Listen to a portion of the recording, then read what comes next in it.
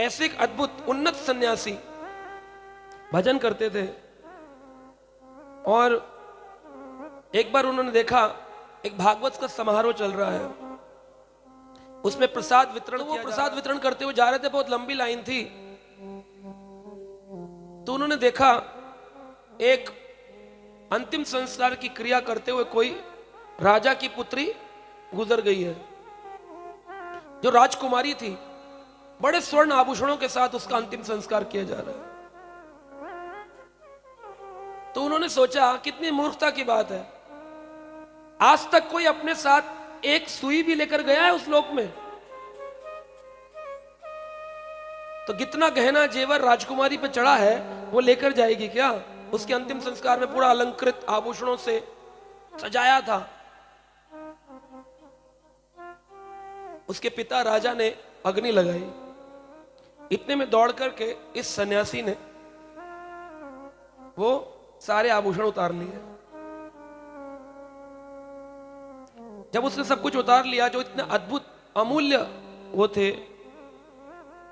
और उन्होंने बोला इससे अच्छा तो कृष्ण नाम दिया जाता, तो कम से कम इसके साथ अगले लोक तक तो जाता। तभी अचानक से एक आकाशवाणी हुई। आकाशवाणी ने कहा, रुको, इन आभूषणों को मत उतारो। अगर तुमको आभूषणों की आवश्यकता है तो मेरे पिता के पास इससे कहीं गुना ज्यादा धन है, वो तुमको देंगे। कौन बोल रहा था? वही राजकुमारी जो मृत थी वह बोल रही थी। सन्यासी थोड़ा घबरा गया, बोला ठीक है, मैं तुम्हारे पिता से धन ले लूंगा। उन्होंने उनके पिता को जाकर बताया कि ऐसे ऐसे राजकुमारी ने बोला है, आप मुझे धन दीजिए। जितना धन चाहिए था सब दिया। और राजकुमारी ने यह भी बताया था कि मेरे सिराना जहां मैं सोती हूं उस बिस्तर के नीचे एक बहुत बड़ा संदूक है जिसमें धन छुपा हुआ है। जब सन्यासी ने यह बात बताई और सचमुच वो निकला, तो समझ गए कि हाँ, मृत शरीर ने ही इसको ये बात बताई है, वरना इसको कैसे पता कि मेरी पुत्री के कक्ष के सोने वाले सिंहासन के नीचे कुछ ट्रेजर, कुछ अमूल्य रत्न रखे हैं। तो राजा ने बड़े ही भावपूर्ण तरीके से सब कुछ उनको दिया।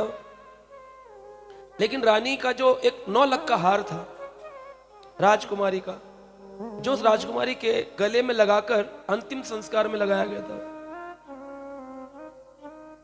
तो उसने सोचा मैंने सब कुछ तो ले लिया, लेकिन ये 9 लाख का हार मुझे बहुत सुंदर लग रहा है। जबकि एक बहुत उन्नत भाव भक्ति के साधु थे, लेकिन फिर भी उन्होंने ले लिया। चाहे ये सोच के लिया हो कि भगवान को दूंगा, चाहे किसी के लिए लिया।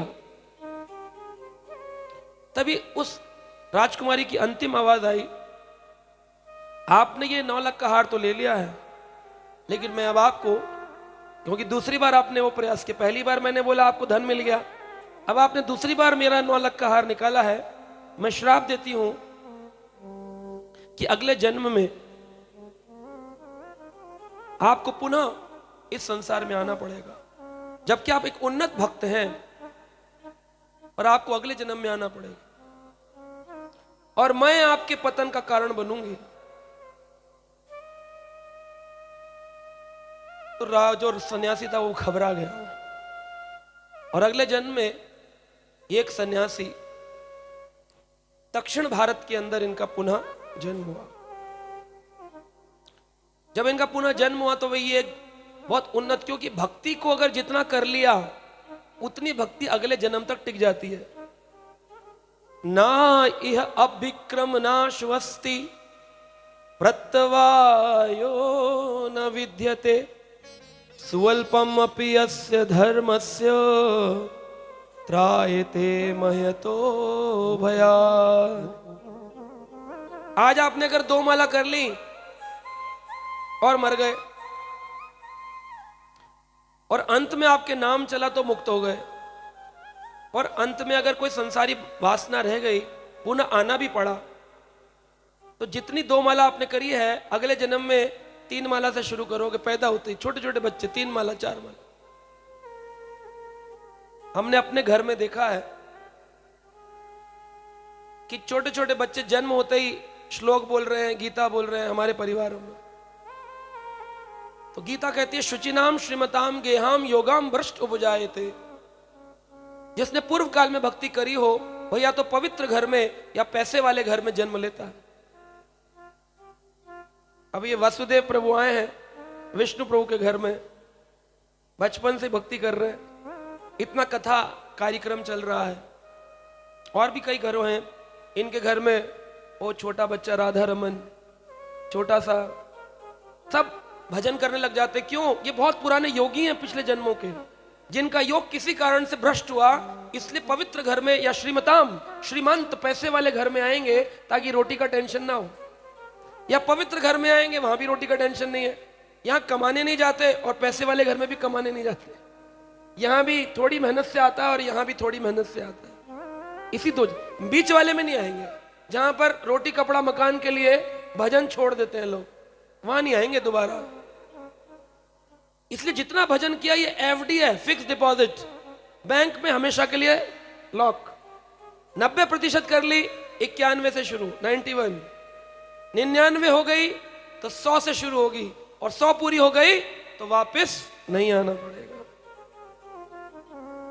बहुनां जन्म जन्मांते ज्ञानवान माम प्रपद्यन्ते वासुदेवम सर्वम इति सा महात्मा सुदुर्लभा। एक जन्म में नहीं मिलेगा भगवान, बहुनां जन्म जन्मांते ज्ञानवान माम प्रपद्यते। ज्ञानी लोग मेरी शरण में आते हैं। इन सन्यासी को पुनः अपनी भक्ति के कारण एक उन्नत भक्त घर में जन्म मिला, लेकिन ग्रस्त हैं, जमींदारी है, सब कुछ है।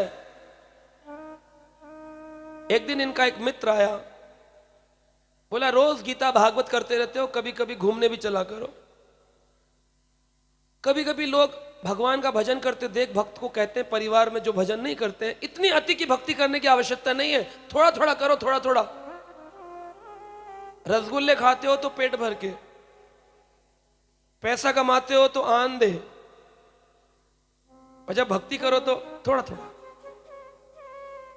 जब हर चीज में आपकी इच्छा रुकती नहीं है तो भक्ति में क्यों रुके? भक्ति में भी असीमित भक्ति करनी चाहिए, असीमित।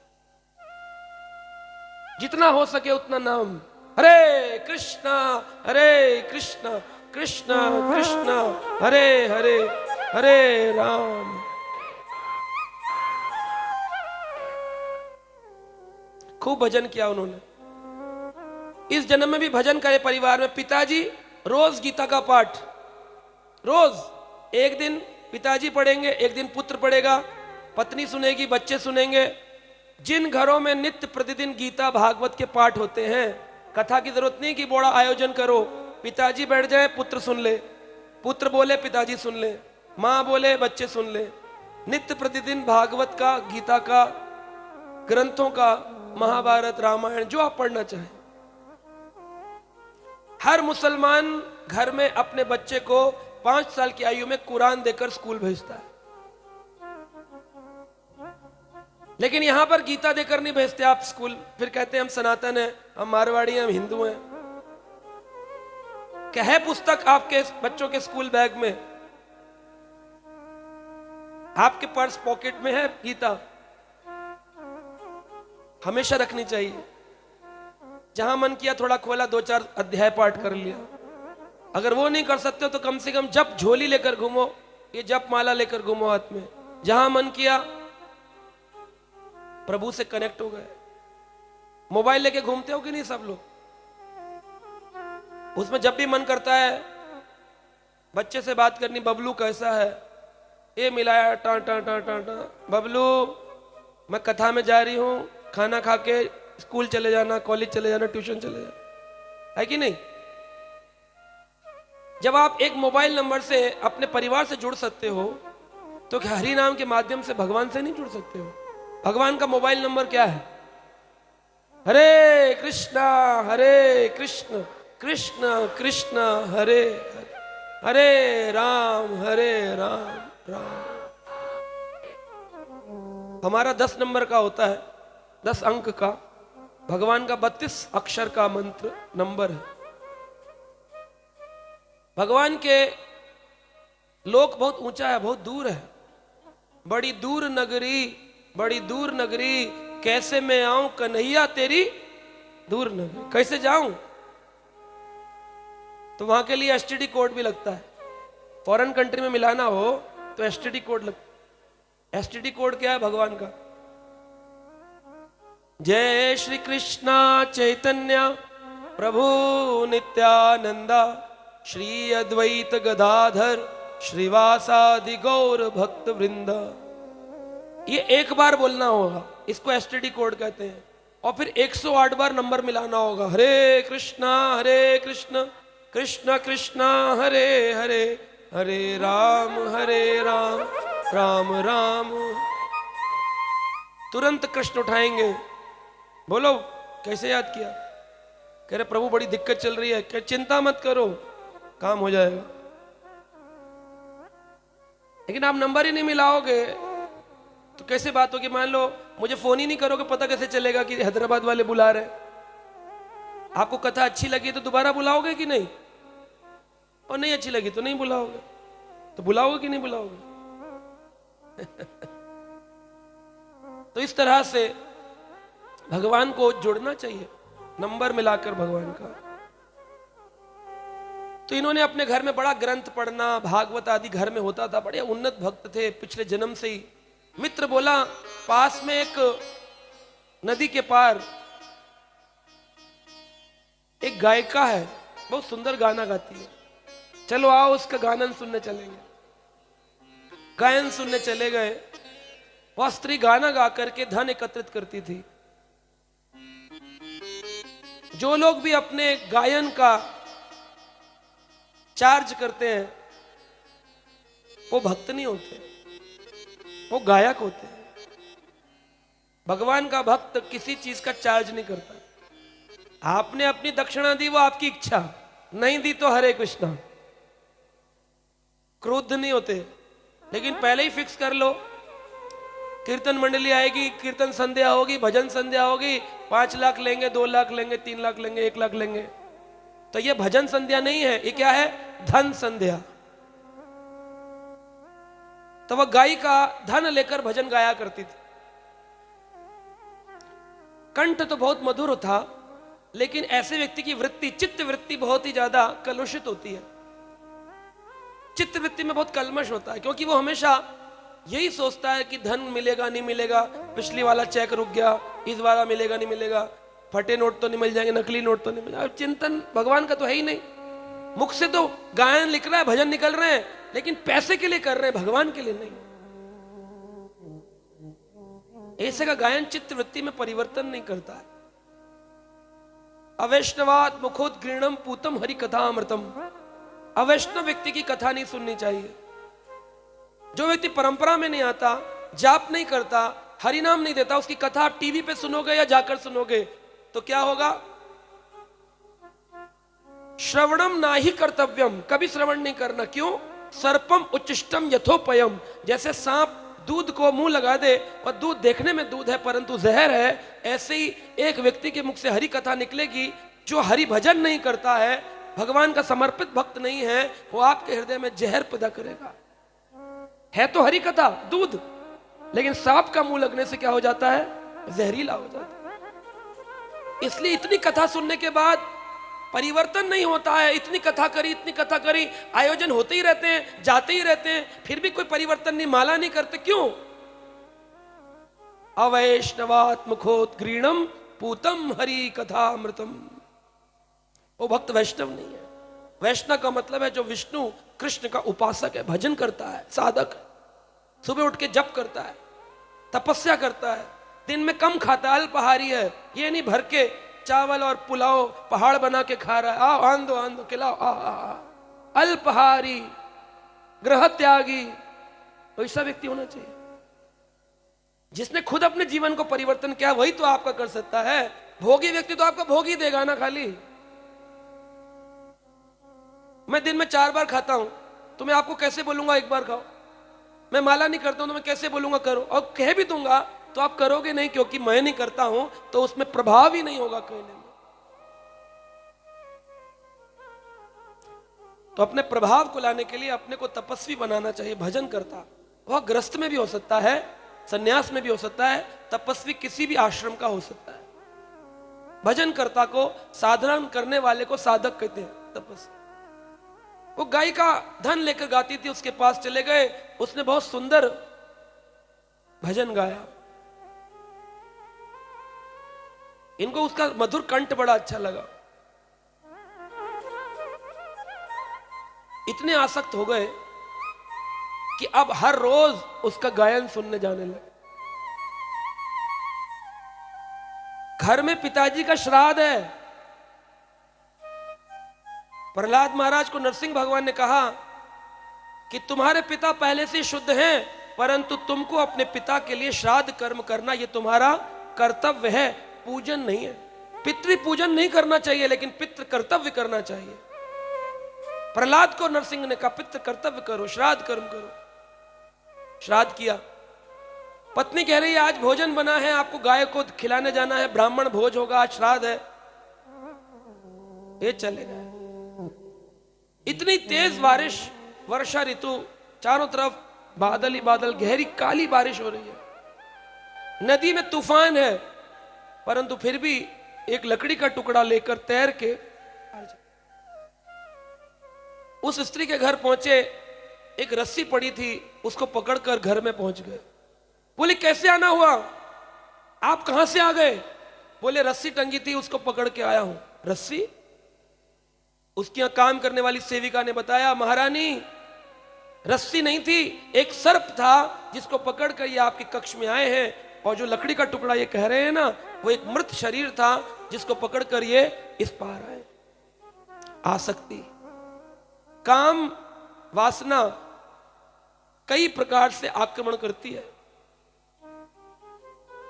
नाक के माध्यम से सुगंध किसी स्त्री को पुरुष की, पुरुष को स्त्री की सुगंध, आंखों से किसी की सुंदरता, कानों से किसी का गायन, आवाज, जीभ से उसका बना हुआ भोजन, और त्वचा से किया गया स्पर्श। ये 5 चीजें पुरुष को स्त्री और स्त्री को पुरुष के प्रति आसक्त बनाती है। कोई हो सकता है बहुत सुंदर स्त्री नहीं है, परंतु उसका भोजन बहुत अच्छा बनता है, वो उसको आकृष्ट कर लेता है। किसी का भोजन अच्छा नहीं, लेकिन वो बहुत अति सुंदरी है। किसी का ना सुंदर है ना भोजन बनाती, लेकिन उसकी सुगंध व्यक्ति को आकर्षित कर लेती है। किसी के स्पर्श, स्त्री को पुरुष और पुरुष को स्त्री का। वो गायिका से इतने, गायन से इतने आकृष्ट हुए।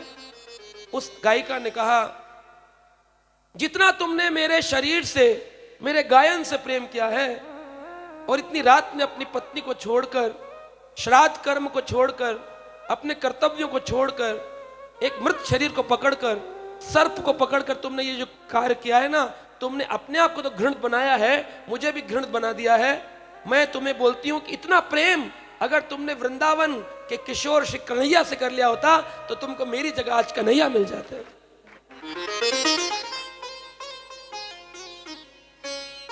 इस स्त्री का नाम है चिंतामणि। सदा ही चिंतामणि गायन करती रही। अगले दिन सुबह जब ये रात्रि बात चली गई, पता चला कि जो इनकी पत्नी थी वो पीछे पीछे बिल्लव मंगल ठाकुर इनका नाम था। तो जो बिल्लव थे, इनके पीछे पीछे इनकी पत्नी भी आई थी, पानी के बहाव में डूबकर मर गई। पत्नी की मृत्यु हो गई, बच्चे अनाथ हो गए, माता पिता गुजर चुके थे, इसलिए श्राद्ध ना पिताजी का, घर में कोई नहीं बचा। बिल्लव बहुत दुखी हुए। चिंतामणि ने एक ऐसा लात मारा था कि हृदय में वैराग्य उत्पन्न हो गया। जब तक जीवन में कोई लात नहीं पड़ती है या किसी कथावाचक की बात नहीं पड़ती है, तब तक जीवन में परिवर्तन आता नहीं। मैं मीठी मीठी बातें करूं, एक राधा थी, एक किशन थे, कन्हैया थे, सांवली सूरत वाले की। भजन गाने से क्या होगा? ठाकुर मिलेंगे क्या? ठाकुर को पाना इतना आसान नहीं है। उनका नाम है ठाकुर, हेड। परात परमेश्वर अखिल ब्रह्मांड नायक जिनके दंडवत शिवजी, गणेश जी, दुर्गा जी कर रहे हैं, उन्हें पाना इतना सरल है क्या? प्रेम, ये प्रेम की बात है। उद्धव कह करके गाने से नहीं चलेगा काम। आज जानेंगे कि उद्धव ने कैसा प्रेम किया, क्या प्रेम सीखा उद्धव ने। चल दिए बिल्व मंगल, वैराग्य उत्पन्न हो गया।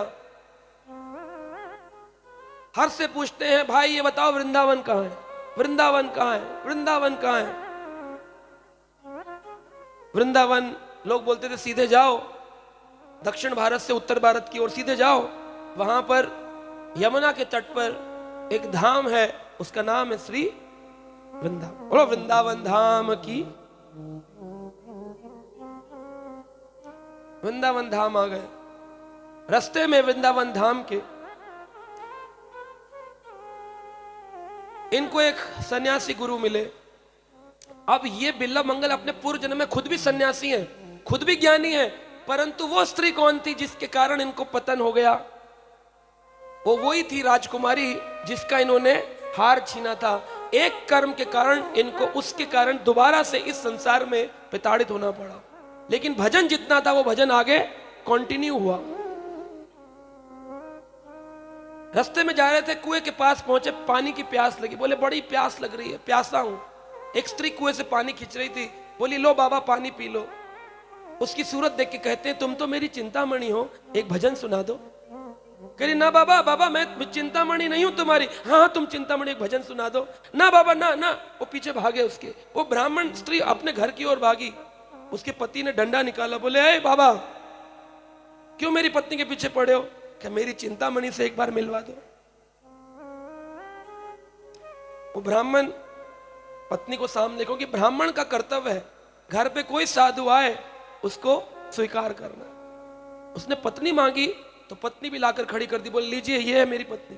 देखा, ओहो बड़ी आत्मग्लानि हुई, ये तो मेरी पत्नी नहीं है चिंतामणि, ये तो वो स्त्री नहीं है चिंतामणि जिससे मैं आसक्त था, मुझसे गलती हो गई। बोले ठीक है कोई बात नहीं, कोई बात नहीं, आप जाइए वृंदावन। कहा आपसे कुछ भेंट चाहता हूं, दक्षिणा। कहा बाबा दक्षिणा चाहिए, बोलो क्या चाहिए। बोले हे ब्राह्मणी, अपने बालों में लगे दो सुए जिनसे बालों को बांधती हैं स्त्रियां, सुई, ये दो सुए मुझे दे दो। तो स्त्री ने अपने बालों से वो निकाल के सुए दिए।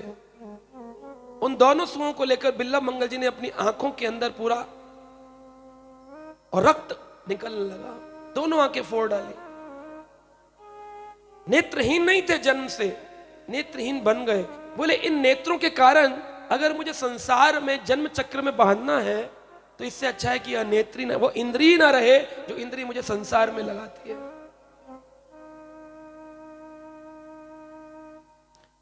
हमारे श्री चैतन्य महाप्रभु ने इन बिल्लमंगल ठाकुर को बड़ा आदर दिया। भगवान ने इतना आदर दिया, इसलिए मैं ये कथा सुना रहा हूं। श्री चैतन्य महाप्रभु ने कहा बिल्लमंगल ठाकुर कोई साधारण व्यक्ति नहीं है, ये लीला शुक है, ये राधा रानी के प्रिय तोते हैं, लीला शुक। सुखदेव गोस्वामी श्री आशुक, ये है लीला शुक। चैतन्य महाप्रभु ने इनको नाम दिया है लीला शुक। इनका स्वरूप है लीला शुक, यानी 3 जन्म की चर्चा।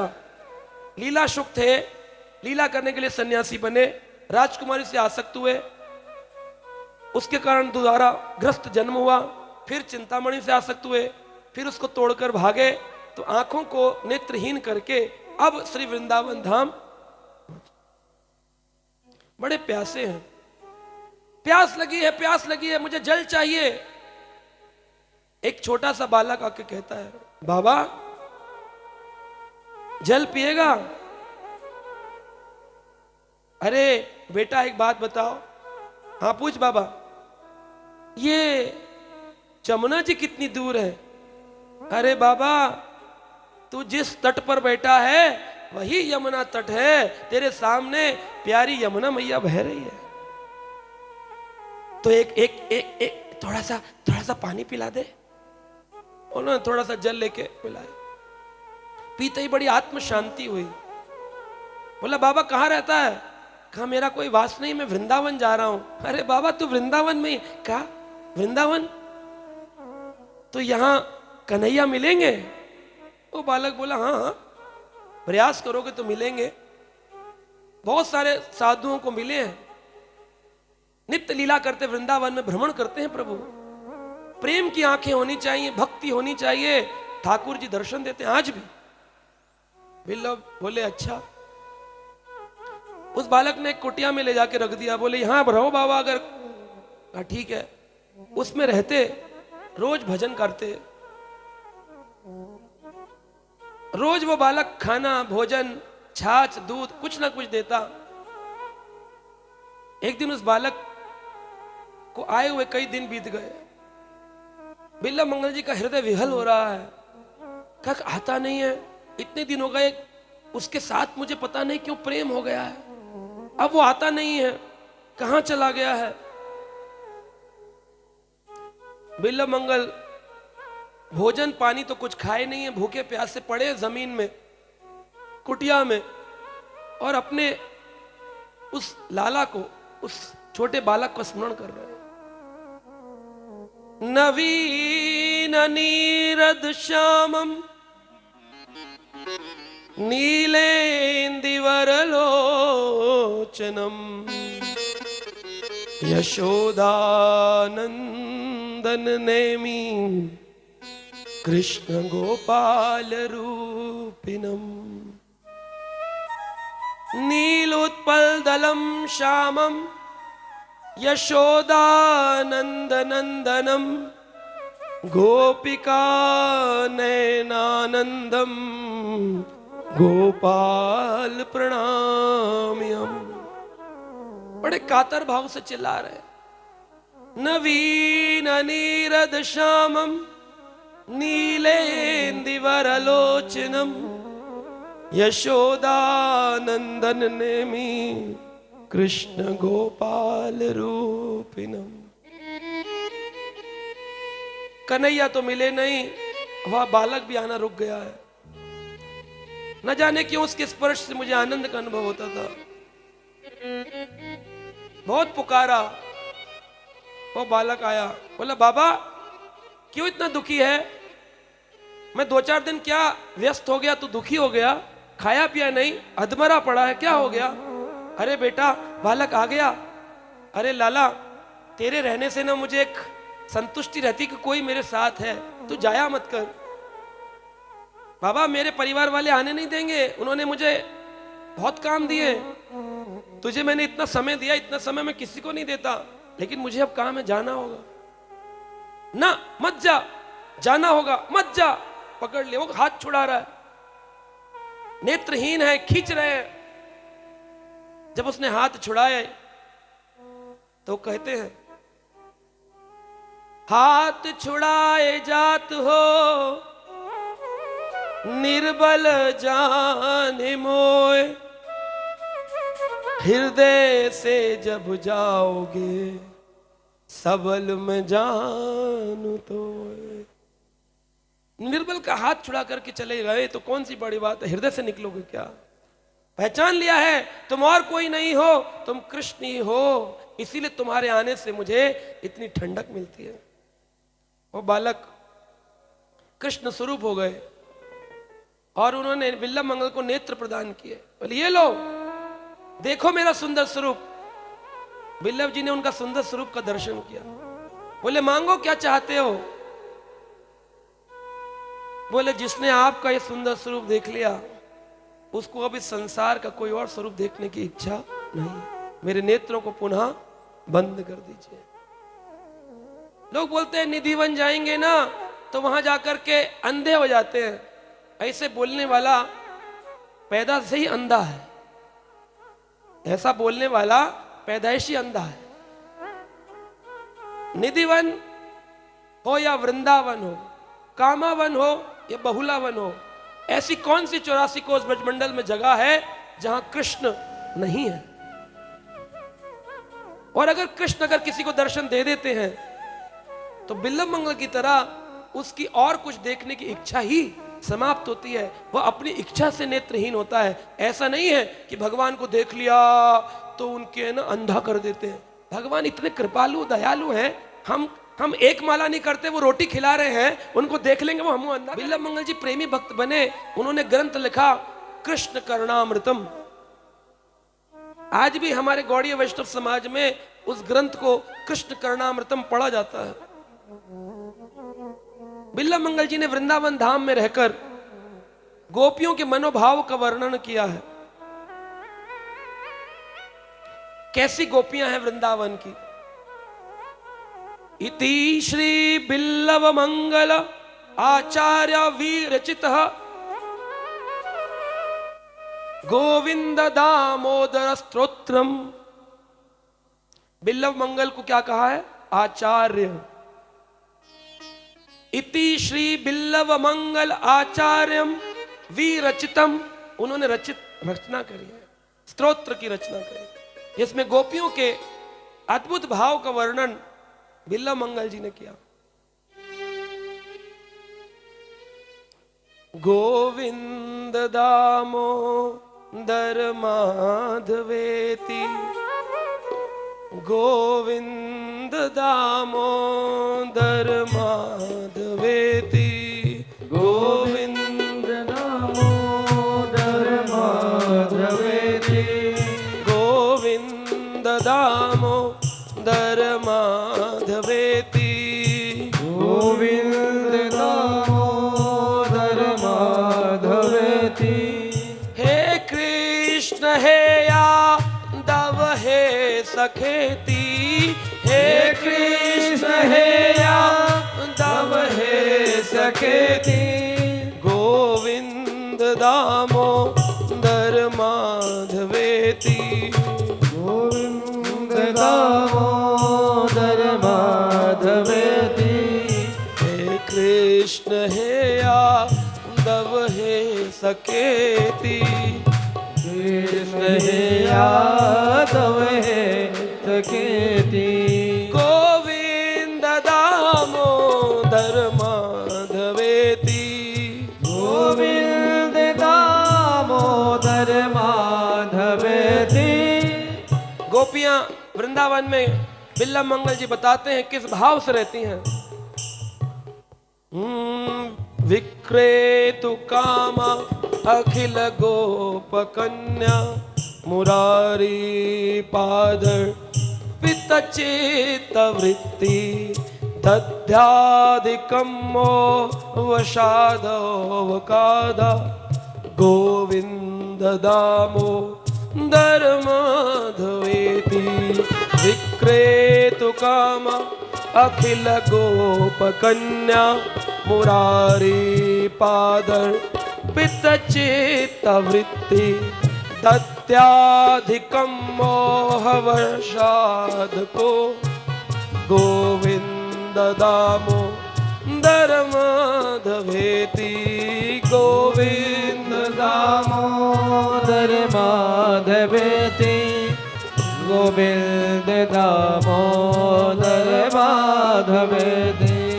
क्या भाव दिया है बिल्लव मंगल जी ने? विक्रेतु काम अखिल गोप कन्या, ग्वाल बालों की कन्याएं जो हैं विक्रेता, दूध दही का विक्रय करने जाती हैं। मुरारी पद अर्पित है, पाद चित्त वृत्ति, उनका चित्त भगवान कृष्ण के चरणों में अर्पित है। इस कारण से उनका हृदय दध्याधिकम बहुत जलता है और जोर जोर से जो कहना चाहिए, दूध ले लो, माखन ले लो, दूध ले लो, माखन ले लो, उसकी जगह क्या कहती हैं? गोविंद ले लो, गोपाल ले लो, गोविंद ले लो, गोपाल ले लो। हे कृष्ण हे माधव हे सखेति, हे कृष्ण हे यादव हे सखेति, गोविंद दामोदर माधवेति, गोविंद दामोदर माधवेति। ऐसा गोपियों का अद्भुत प्रेम है। गोपियां चक्की लेकर के और चक्की के अंदर गेहूं पीस रही हैं, मसाले के अंदर उखली लेकर के ओखल में मसाले कूट रहे। आप लोग तो मसाले के व्यापारी हैं। उल्लोखले संभ्रंतांडुलाशम संघाटयन्तो मुसलै प्रमुद्धा गायन्ति गोप्या जनित अनुरागम गोविंद दामोदर माधवेति गोविंद दामोदर माधवेति गोविंद दामोदर माधवेति। उल्लू खले उखल लेकर के संभ्रांत तांडुलन श्रह तांडुल चावल को कूट रही हैं। संघाटन्तो मूसलई प्रबुद्धा मूसल चल रही है। गायन्ति गोपया जनित अनुरागम इतना अनुराग है कृष्ण से कि उनको चावल की चक्की में ये नहीं कहती हैं चावल डालो मसाले डालो मिर्ची डालो, क्या कहती हैं गोविंद डालो दामोदर डालो माधव डालो। गोविंद दामोदर माधवेति दामोदर माधवेति।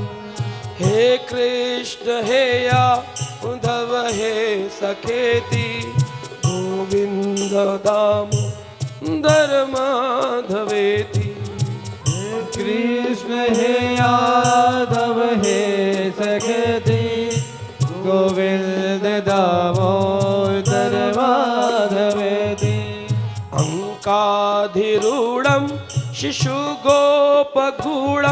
स्थानं दयन्तं कमलैकान्तं सम्बोधयन्मुदायाशोदा गोविंद दामोदर माधवेति गोविंद दामोदर माधवेति।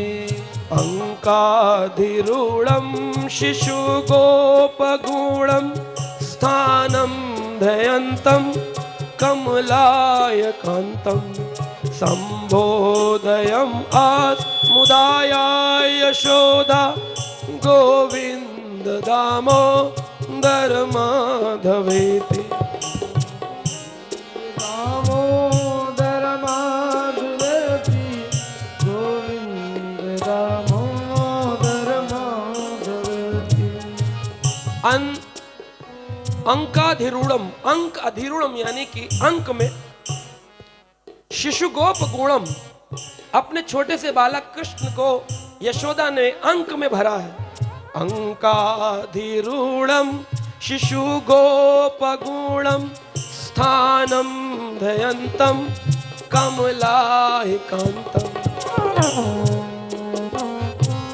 कमला लक्ष्मी जी आ गई हैं देखने के लिए, दूर से देख रही हैं हमारे पति नारायण जिनसे दुनिया डरती है।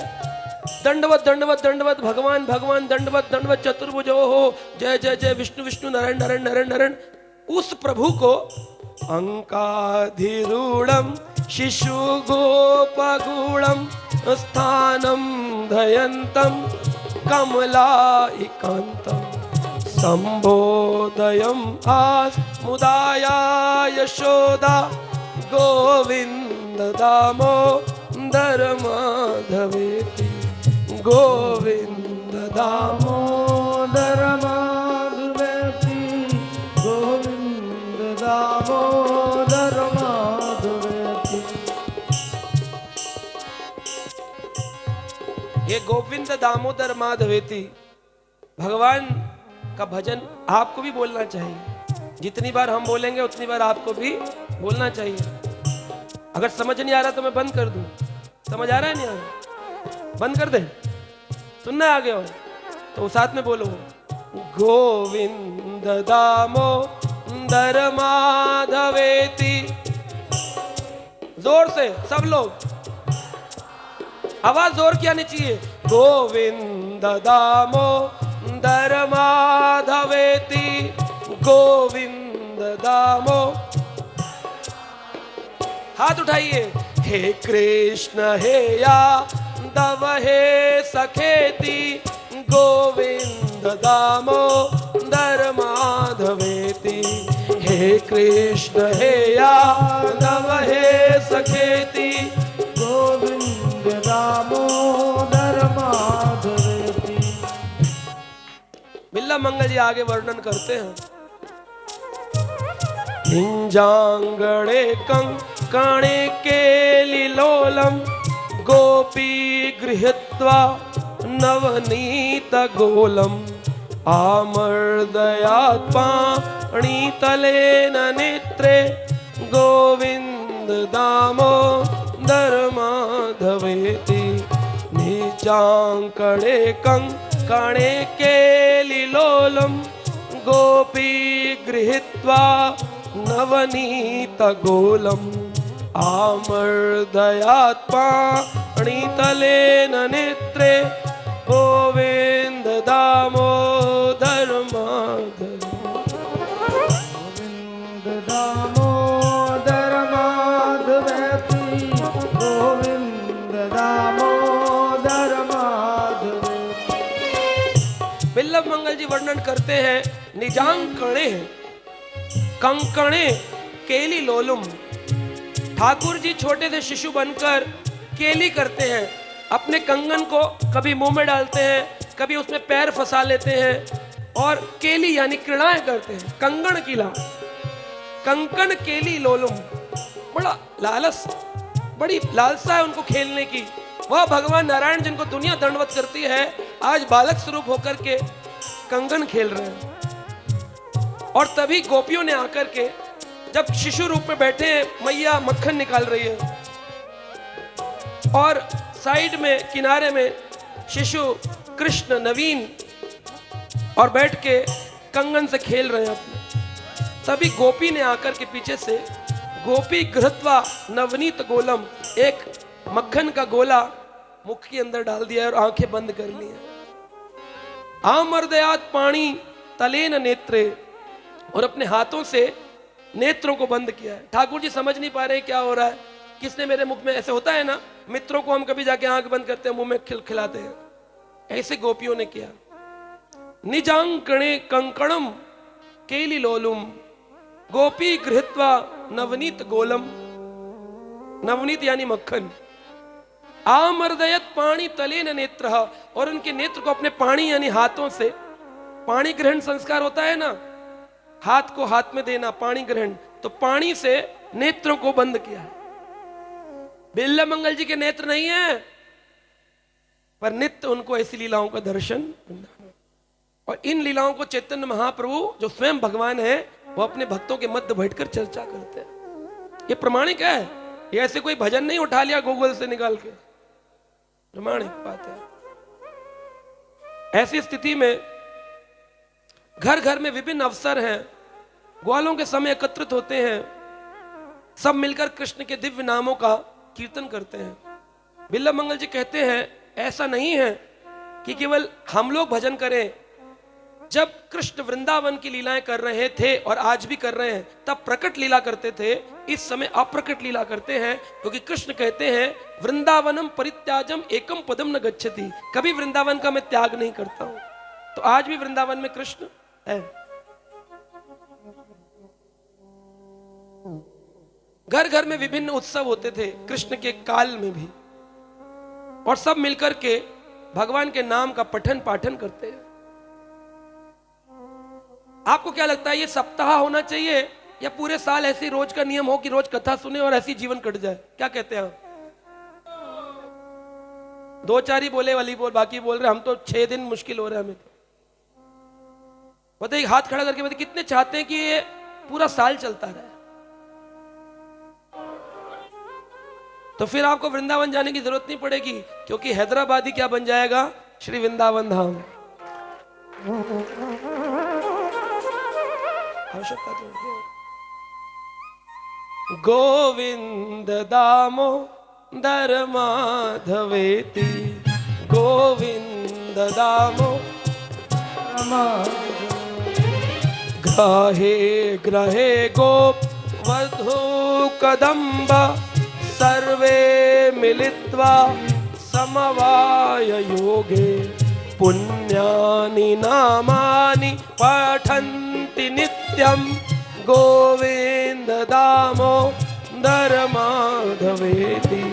ग्रहे ग्रहे गो वधूकादम्ब सर्वे मिलित्वा समवायोगे।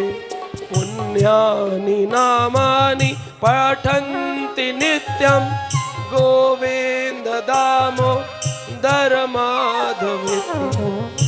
हे कृष्ण हे यादव हे सखेति गोविन्द दामोदर माधवेति। हे यादव हे सखेति गोविन्द दामोदर माधवेति। गोपी कदाचिन् मणिपिञ्जस्थं शोकं वको वा चित्तं प्रवर्ति। आनन्दकन्द आनन्दचन्द्र गोविन्द दामोदर माधवेति। गोपी कदाचिन् मणिपिञ्जस्थं शोकं वको वा चित्तं प्रवर्ति। आनन्दकन्दानन्दचन्द्र कृष्ण गोविन्द दामोदर माधवेति। गोपियां एक सुंदर से रत्न जड़ित पिंजरे के अंदर एक शुक को, तोते को, जिसकी उष्ठ, उसकी जो चोंच है वो लालिमा युक्त है और उसका शरीर हरित वर्ण, एक शुक, एक तोता रत्न जड़ित पिंजरे में है। उसको, उस तोते को देख करके ऐसा लगता है आनंद कंद, आनंद का स्तोत्र है, व्रज चंद्र कृष्ण। और तोता तोता कहने की बजाय उसके मुख में डालती हैं अमरूद मिर्ची और कहती हैं हे आनंद कंद, हे कृष्णचंद्र, हे आनंद कंद, हे कृष्णचंद्र। इतनी रति है, मतलब दिल से और कुछ है ही नहीं, एक ही कार्य हर पल। कंस के दूत आते हैं, कंसास्य दूतेन या देवनीति वृंदावनातात वासुदेव सूनि रोरोध गोपी भवनस्य मध्ये गोविंद दामोदर माधवेति। कंसस्य दूतेन, कंस का एक दूत आया, उसका नाम था अक्रूर। गोपियां कहती है तुम अक्रूर नहीं हो, तुम क्रूर हो। तुमने हमसे हमारे प्राण धन कृष्णचंद्र आनंद कंद को छीन लिया। लेट गई रथ के आगे जिससे अक्रूर जी लेकर जा रहे हैं। कैसे लेट गई? जैसे हम लेटते, भगवान ऐसे खड़े होते हैं, हम भगवान को ऐसे दंडवत करते हैं। यहां भगवान है, हम ऐसे लेटते। जिनको मालूम नहीं वो ऐसे लेटते, सीधा सीधा नहीं लेटा जाता है। गोपियां कैसे लेटी? रथ के आगे लेट गई ऐसे, कि अगर कृष्ण को ले जाना है तो हमारे मृत शरीर पर से ले जाना पड़ेगा ऐसे। इसलिए जब हम दंडवत करते हैं उसका अर्थ है ठाकुर जी हमारे हृदय से मत जाइए, हम इस भौतिक संसार में अटक गए हैं, अगर आपको आगे जाना ही है तो अपने चरण चिन्ह हमारे मस्तक पर रखकर आगे जाइए। जब भी कभी गाड़ियों को रोका जाता है तो ट्रेन के आगे कैसे लेटते हैं? ऐसे लेट जाते। हम आगे नहीं बढ़ने देंगे, हमारी मांगे पूरी करो। तो ठाकुर जी के आगे ऐसे लेट जाके बोलो हमारी मांगे, क्या मांगे? हमें छोड़कर कभी मत जाना।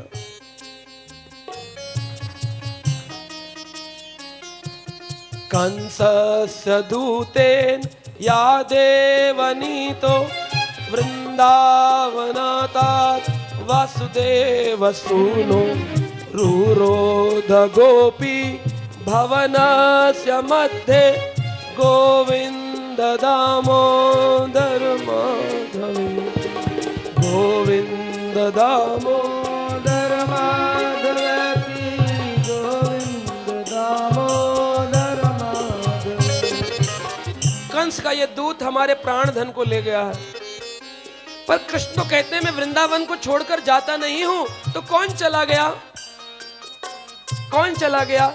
वही वासुदेव जी के कृष्ण विष्णु जिनको लेकर वासुदेव जी आए थे, और आज अक्रूर जी उन्हीं वासुदेव के कृष्ण को ले जा रहे हैं। कृष्ण वृंदावन में ही पैदा हुए, वृंदावन में ही रहते हैं, वृंदावन को छोड़कर कभी जाते। लेकिन पहले प्रकट लीला करते हैं और अब अप्रकट लीला कर रहे, दिख नहीं रहे हैं। इसलिए हर व्यक्ति को हर काल में कृष्ण का स्मरण करना चाहिए। बिल्ला मंगल जी कहते हैं, सुखावसाने तविदम एव सारम, दुखावसाने तविदम एव ज्ञानम, देहावसाने तविदम एव जाप्यम, गोविंद दामोदर माधवेति। दामोदर माधवेति, गोविंद दामोदर माधवेति, गोविंद दामोदर माधवेति, गोविंद दामोदर माधवेति, गोविंद दामोदर माधवेति, गोविंद दामोदर माधवेति। सुखावसाने, अगर आपके जीवन में कोई सुख आया, गाड़ी खरीदी, शादी हुई, बच्चे हुए, कोई भी सुख आया, सुखावसाने तब इदम एव सारम, सुख का सार है। जब सुखी हो तो प्रभु का नाम गाओ। ओ गोविंद, आपकी कृपा से ये हो रहा है, करते हो तुम कन्हैया मेरा, मैं नहीं करता हूं। दुखावसाने, दुख के वक्त ज्ञान चला जाता है, दुख में ज्ञान नहीं होता है, व्यक्ति अज्ञानता में रोता है। तो दुखावसाने तब इदम ज्ञानम, सुख में सार भक्ति है और दुख में ज्ञान भक्ति है। और देहावसाने, जब ये शरीर छूट जाएगा, देहावसाने, देहावसान होता है ना, देह चला गया, देहावसाने तब इदम एव जाप्यम, जब शरीर छूट रहा हो तब इनका जाप होना चाहिए। यानी तीन परिस्थितियों में, सुख में, दुख में और मृत्यु के काल में।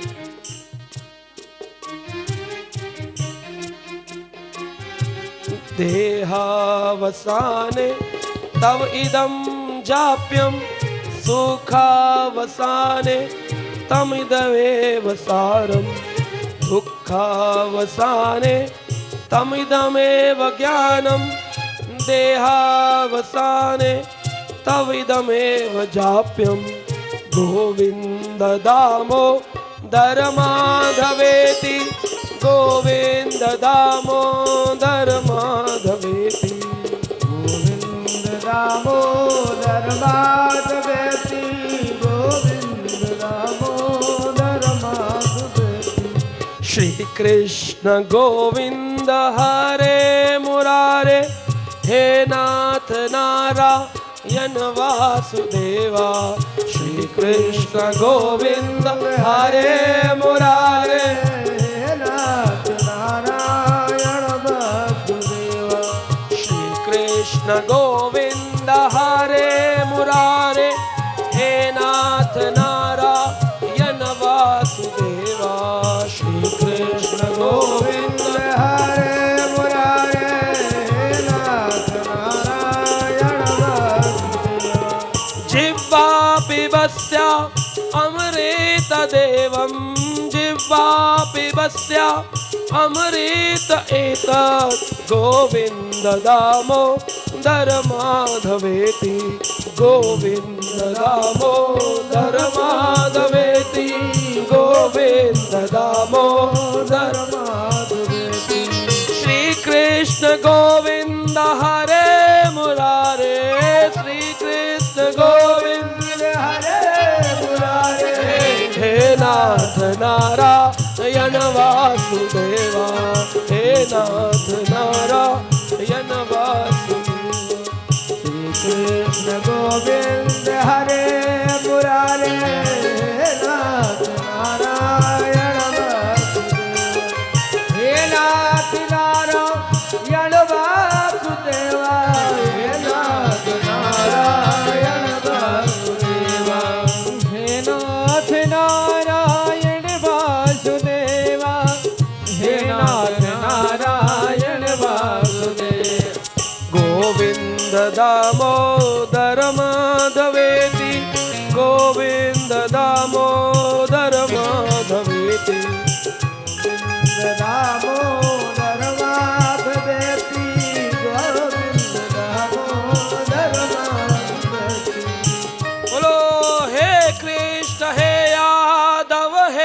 सखेती, हे कृष्ण हे यादव हे सखेती, गोविंद दामोदर माधवेति, गोकृष्ण हे यादव हे सखेती, हे कृष्ण हे यादव हे सखेती, हे गोविंद दामोदर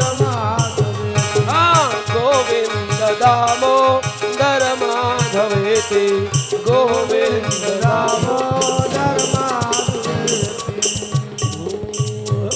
बोलो श्री कृष्ण कन्हैया लाल की। तो इस प्रकार बिल्लव मंगल जी ने इति बिल्लव आचार्य विरचित इतना सुंदर ये स्तोत्र श्लोक वर्णन किए।